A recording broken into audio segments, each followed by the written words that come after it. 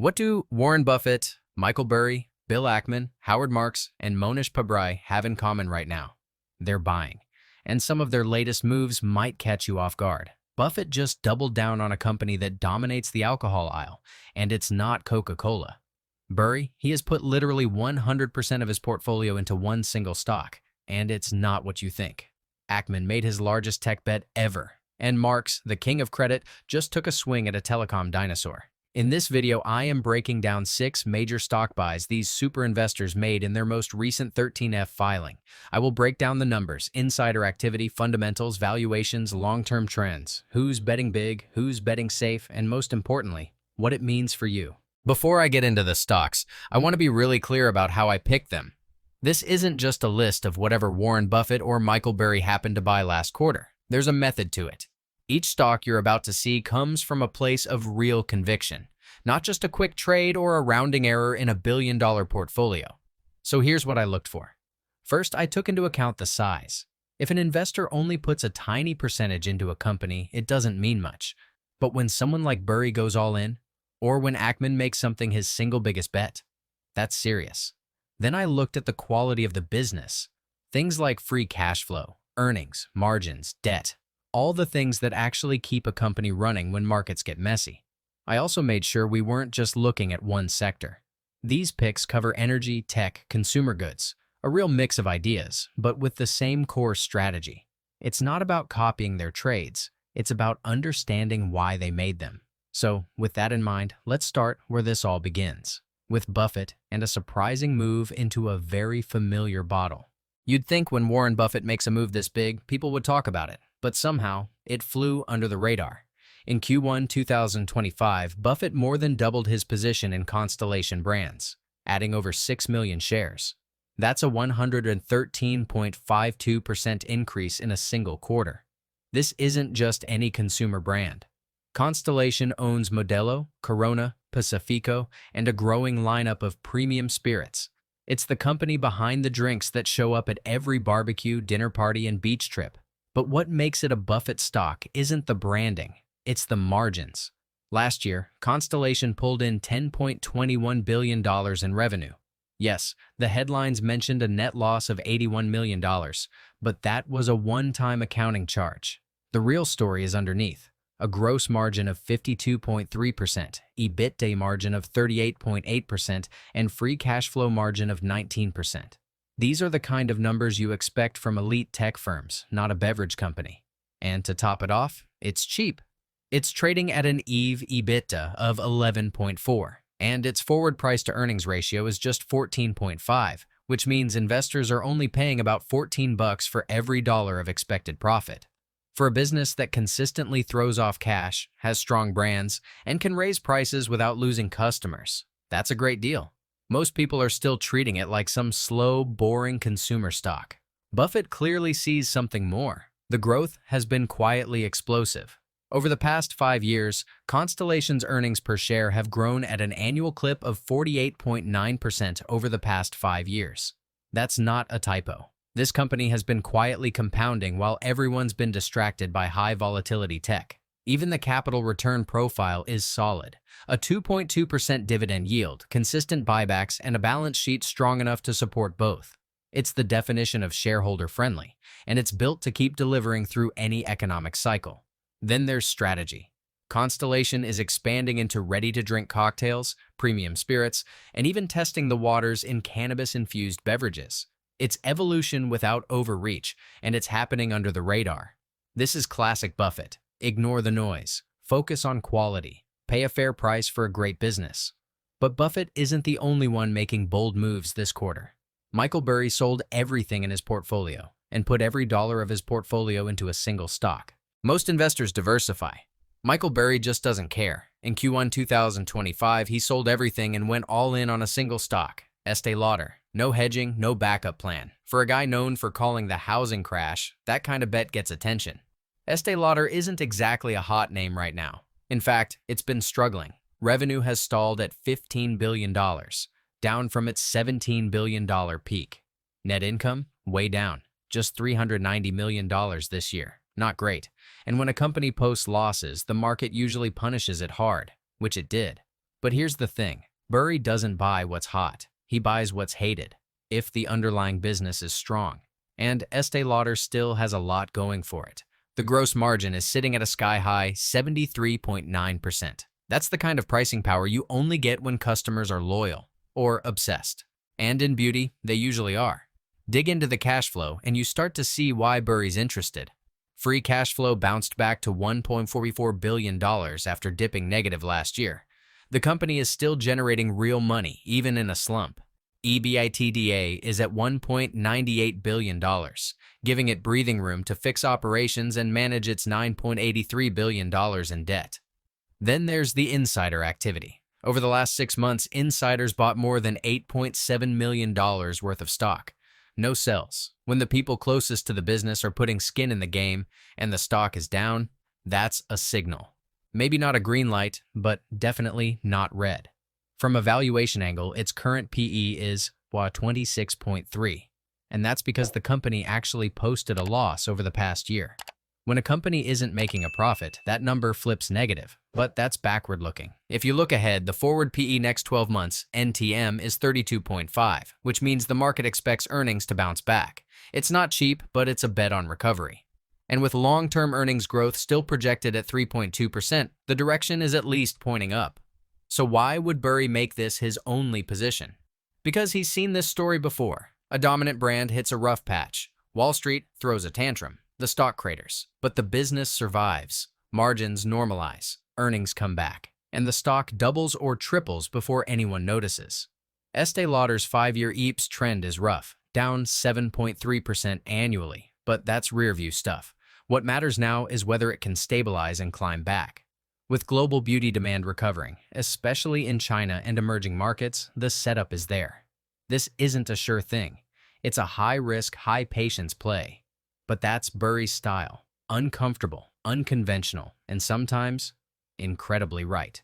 And while Burry's betting on recovery, Bill Ackman has made his biggest single company bet ever, and it's a name you definitely know. There was a time when Uber was the poster child for a broken business model. Endless losses, sky-high costs, a flashy app with no profits to show for it, but not anymore.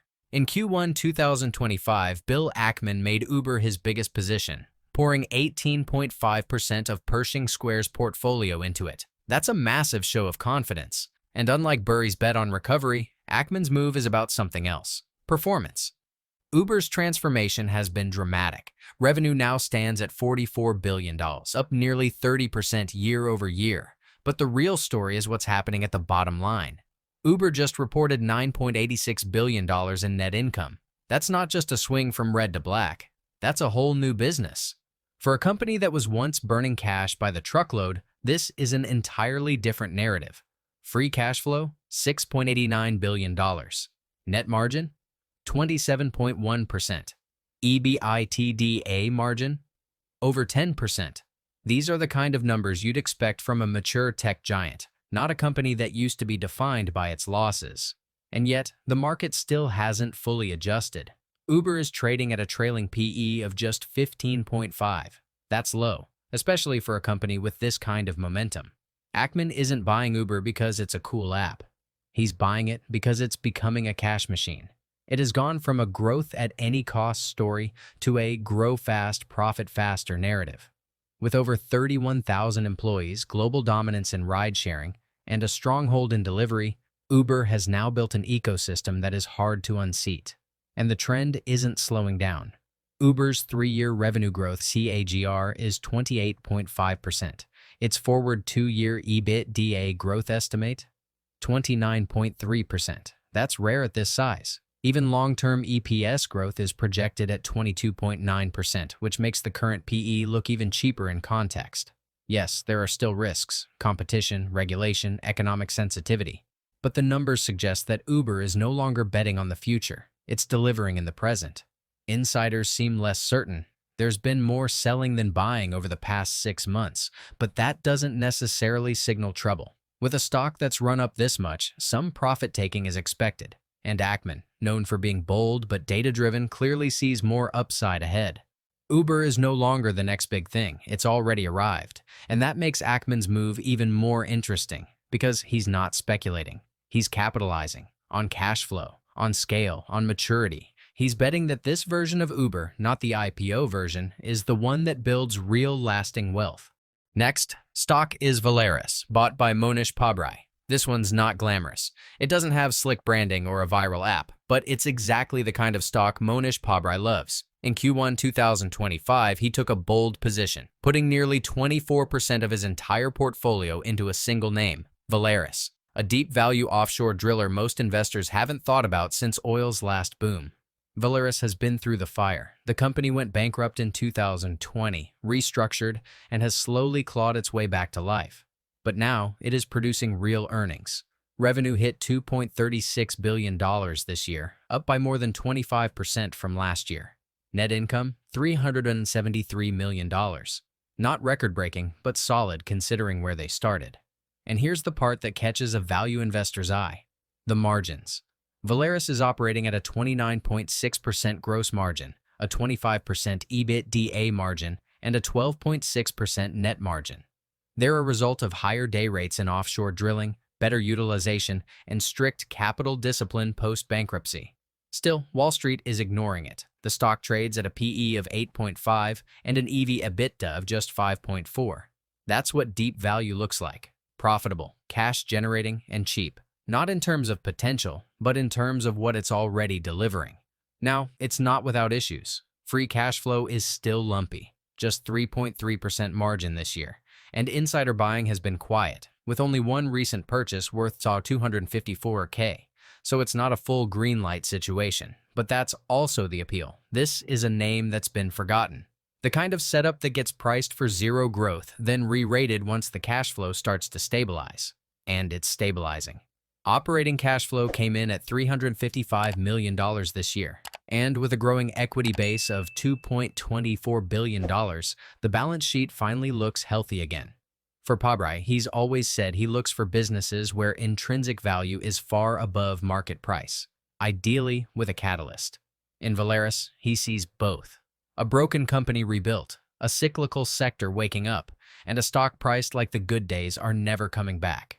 Whether oil stays elevated or not, the industry is leaner now. Offshore is back in favor. And with minimal analyst coverage, Valeris can quietly double in value before most people even remember it exists. But while Pabrai is digging into discounted energy, Howard Mark is after something even simpler: safety. Steady cash flows, no debt issues, and zero hype. Because sometimes the smartest move isn't finding the next rocket. It's buying the most boring company in the room at the right price. Howard Marks isn't known for chasing high flyers. He doesn't make flashy bets or jump into trends. He plays defense. He looks for safety, resilience, and value hiding in plain sight.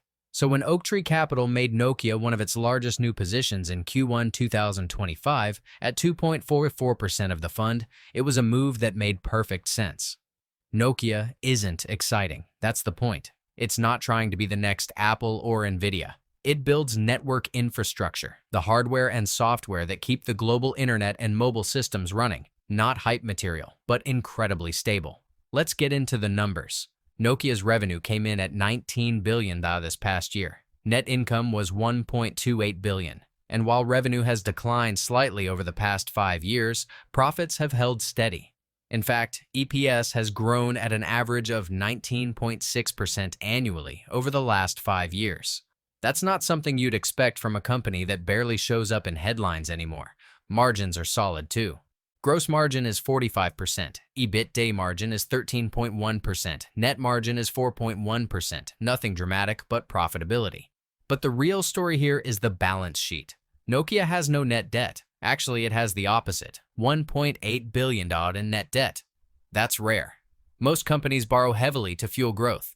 Nokia is sitting on a pile of cash while still generating free cash flow margins of 9.3%. That kind of financial position gives it flexibility and strength if the market turns south. Valuation-wise, it's pretty reasonable. Nokia is trading at a price-to-earnings ratio of 21.5, so investors are paying about $21 for every dollar the company earns, which is fair for a stable business like this. And its EV/EBITDA is just 8.7.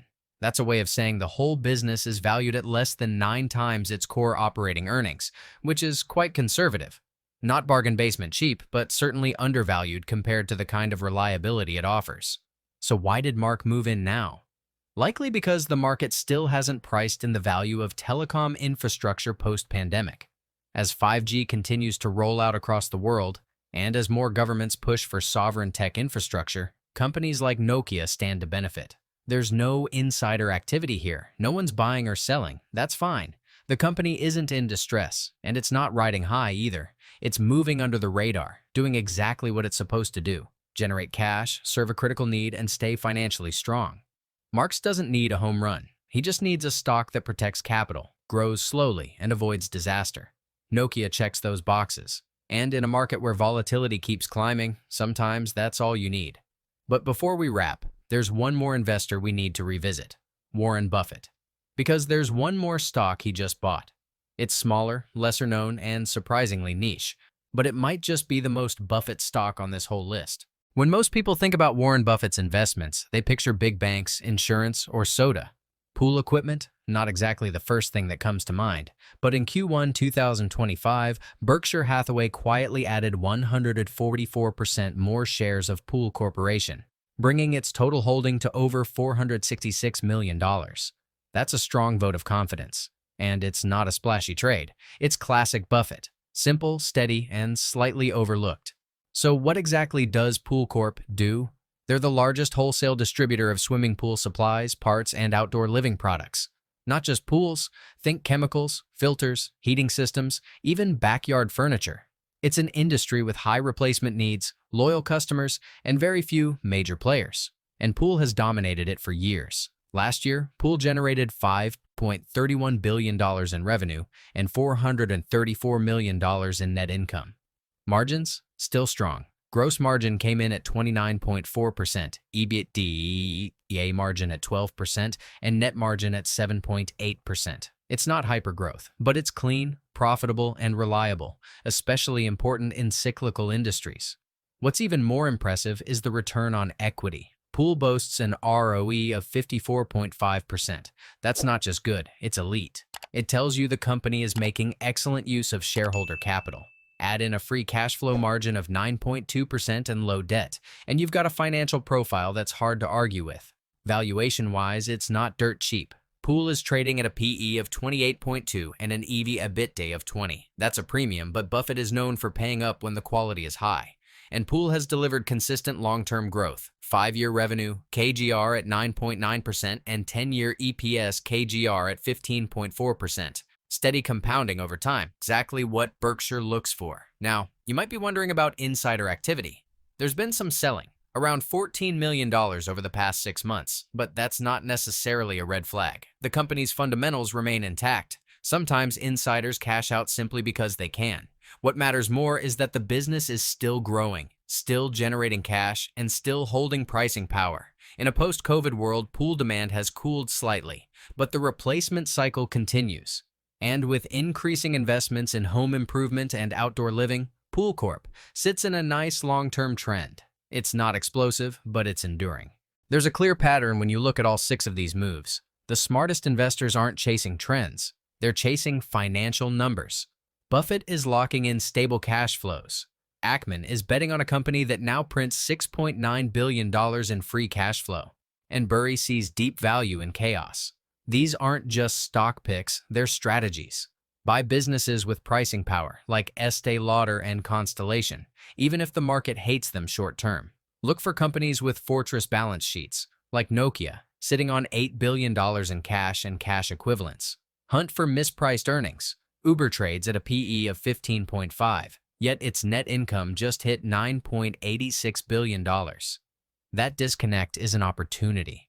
What ties all of this together isn't industry or style, it's discipline, high-margin businesses, undervalued multiples, catalysts others miss, and above all, patience. Retail investors often think they need 20 stocks to stay safe. But look at Burry. 1 pick. Or Pabrai. 24% of his capital in a single name. When the odds are clear, concentration isn't a risk. That's what separates noise from strategy. Even though Buffett likes stocks, the market as a whole has taken a beating this year, mainly due to tariffs and economic uncertainty. Click the video on screen to see Buffett's take on it.